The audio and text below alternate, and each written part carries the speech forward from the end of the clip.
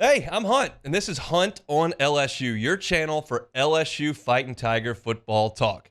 Enjoy the video. We want you to leave a comment below, hit that like button, and subscribe right below the video.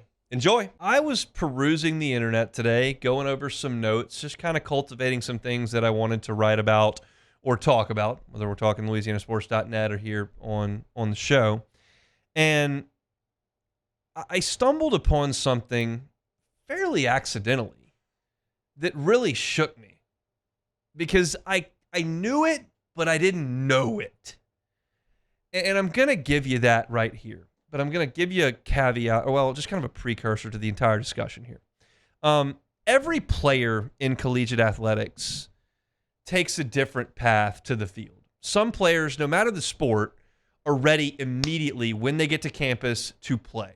Some kind of emerge late in their freshman year, flash, if you want to hear that word. Some it takes a year, some it takes two, some it takes three. You never really know. So the point of this discussion is not to bury 20 plus players here. Not to suggest that they have no chance of being great college players. But I will tell you that the best players in college only play for 3 years. That's in baseball and football. So you go back and think about some of the best players in LSU history, say the two Heisman winners that just finished up 4- and 5-year careers.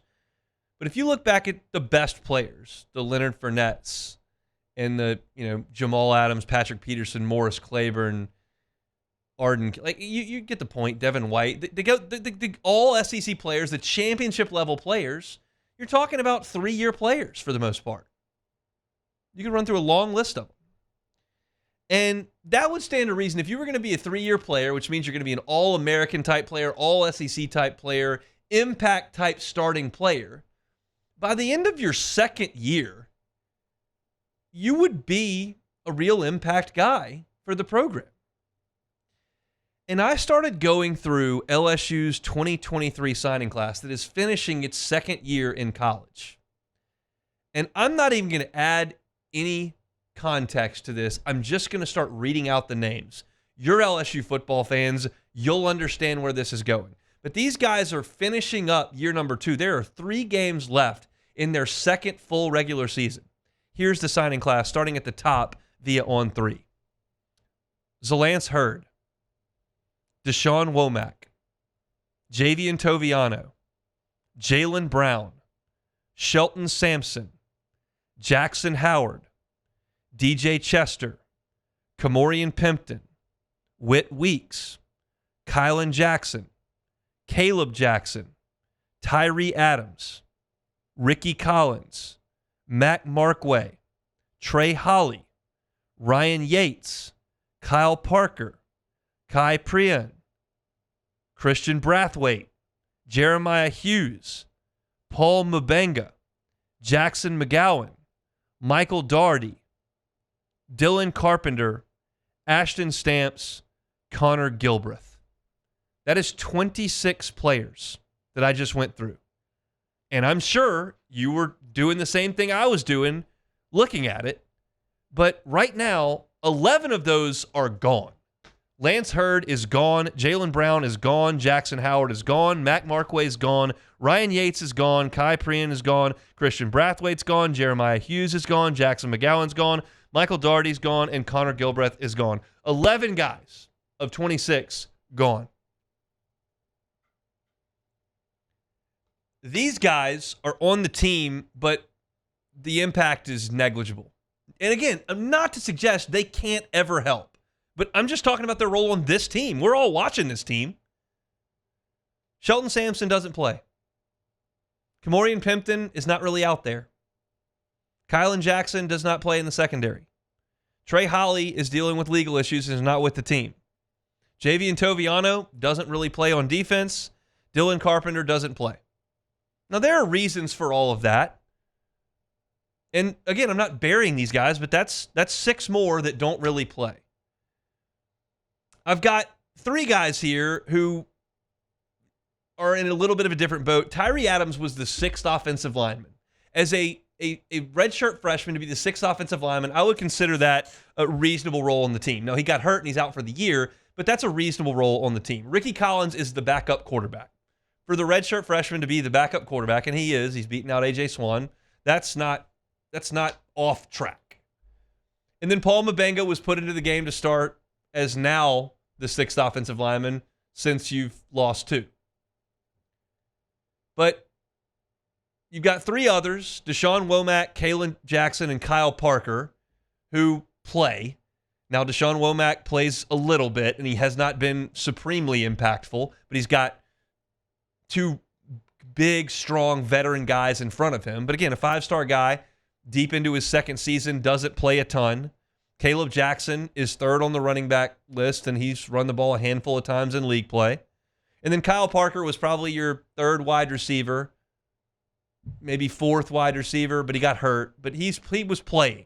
That's 3 guys, Womack, Jackson, Parker. And then you've got your starters, Ashton Stamps, DJ Chester, and Whit Weeks. Stamps is a fine SEC corner. I think the fact that I don't notice him a lot, maybe because he's in great coverage, he's not going to be an All-American this year, but he's playing. DJ Chester's your starting center. He's been okay. And then Whit Weeks is making a lot of tackles. He was playing at what I thought was kind of an All-American type level a couple weeks ago. I don't know that he did in College Station. I think he made a ton of tackles on Saturday. But he's a good player. End of his 2nd year, he's a good player. But the point being, that's 26 guys that I rattled off. I've got 3 starters, Stamps, Chester, and Weeks. I've got some guys who contribute a little bit, Womack, Caleb Jackson, and Kyle Parker. And basically, like 22 of these guys are not really helping. And that would be okay for this class at the end of last year. That would be okay for this class against USC. But it's a little bit concerning to me that you're having some significant issues, especially on defense, in the last 2 weeks, and none of these guys are really helping.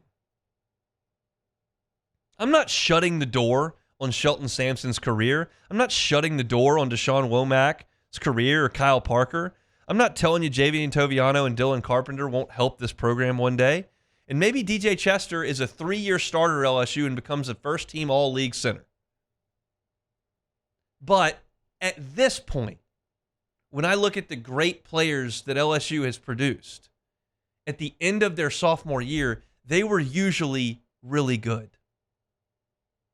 And I can't point to anybody on this list outside of maybe Whit Weeks that I would go, that dude's going to be a problem in the SEC next year and is going to go in the 1st or 2nd round.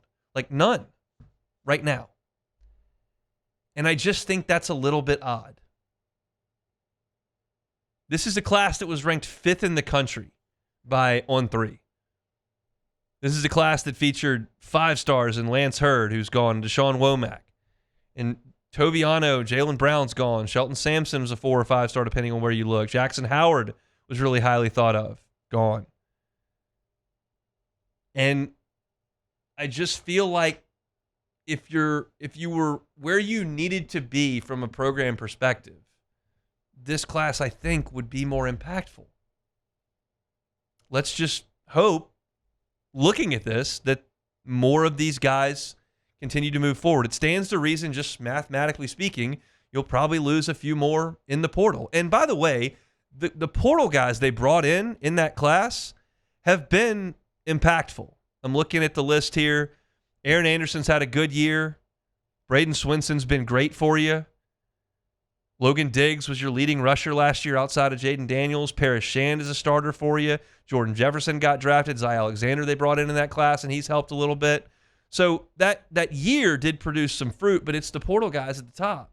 And these younger guys were brought in to be impact guys and to beat out some of the older guys that they brought in to patch some holes. And to this point, I just don't know that you could say that that's happened. And I think the great LSU teams, that has happened. And this right now is not a great team. So we'll see what the development looks like for those guys. But I started scrolling, and I was going, kept scrolling through guys that have left or guys that I never noticed on Saturday. hopefully those guys come along. Hey, thanks for watching Hunt on LSU. Before you get out of here, do us a couple of favors. Hit that like button, leave your comments below, and subscribe to the channel for all your Fighting Tiger football talk. See you next time.